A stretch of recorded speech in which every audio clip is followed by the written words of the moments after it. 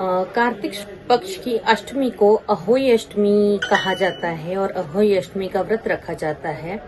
तो इस बार अहोई अष्टमी का व्रत जो है 13 अक्टूबर को मनाया जाएगा। ये व्रत संतान की लंबी आयु, संतान सुख, संतान की निरोगी काया और उसकी तरक्की के लिए सभी माताएं रखती हैं। तो इस बार इस व्रत को आपको 13 तारीख को मनाना है। अहोई अष्टमी का अर्घ देने का जो मुहूर्त है वो 5:13 से लेकर के 7:08 तक रहेगा।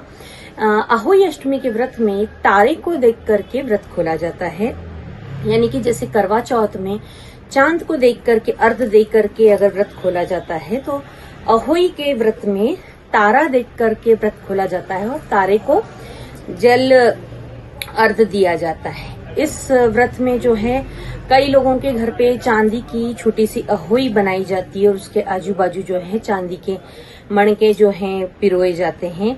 हर साल एक एक मणका बढ़ाया भी जाता है। जैसी जिसके घर में जो प्रथा होती है उसको आप फॉलो करते हुए इस व्रत को करें।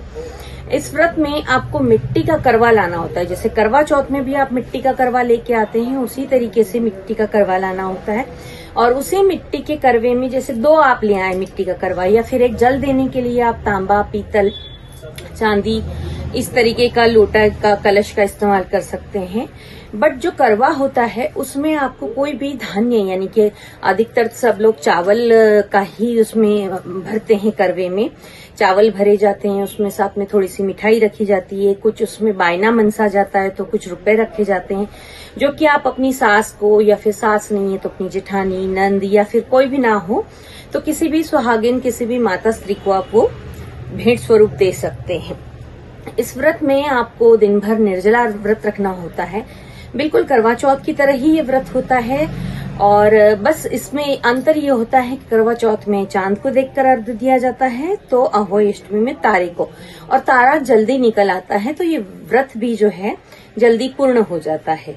इस व्रत को दिन भर निर्जला रखकर भी महिलाएं व्रत करती हैं, या फिर थोड़ा बहुत जूस वूस ड्राई फ्रूट लेकर भी व्रत कर लेती हैं। सबसे पहले आपकी सेहत सबसे ज्यादा जरूरी है, तो अगर आप सेहत की दृष्टि से पूरी तरीके से फिट हैं तो आप निर्जला व्रत करें, और अगर आप सेहत की दृष्टि से अगर अनफिट हैं, आपकी कुछ दवाइयां चलती है जो कि रोज लेना बहुत जरूरी है, उसे आप स्किप नहीं कर सकते, तो आप जूस का सेवन भी कर सकते हैं। इस दिन पूरे दिन माताएं जो है अपने बच्चों की लंबी आयु के लिए, उनके करियर में आ रही रुकावटों को दूर करने के लिए, उनके अच्छे स्वास्थ्य के लिए, उनके अच्छे जीवन साथी के लिए भगवान से कामना करती हैं। शाम को अष्टमी का कैलेंडर ला करके उसकी कहानी पढ़ती हैं, उनकी सबकी पूजा की जाती है।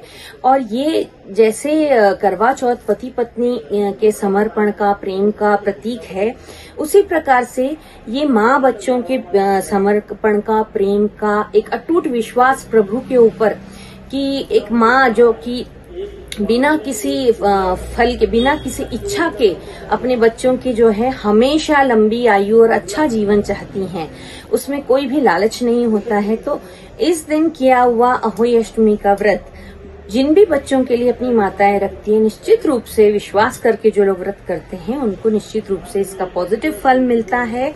आप सभी को अहोई अष्टमी की ढेर सारी शुभकामनाएं। इस व्रत को आप रखें। इससे बच्चे भी माँ से कनेक्ट होते हैं और पूरा परिवार एक तरीके से कनेक्ट होता है। इसमें हलवे पूड़ी का भोग जरूर लगाया जाता है, अपने बच्चों को प्रेम से खिलाया जाता है।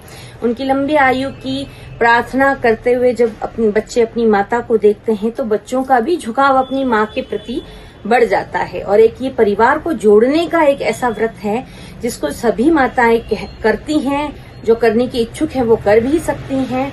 तो इससे एक प्रेम और सौहार्द बनता है परिवार के बीच में, जो कि एक अटूट विश्वास प्रभु के ऊपर का और एक दूसरे के प्रति समर्पण का होता है। इस व्रत की आपको ढेर सारी शुभकामनाएं। इस व्रत में मिठाई का आदान प्रदान भी किया जाता है। ढेर सारी खुशियां एक दूसरे के साथ बांट करके ये व्रत मनाया जाता है। आप सभी को, माताओं को और उनके बच्चों को अहोई अष्टमी की ढेर सारी शुभकामनाएं।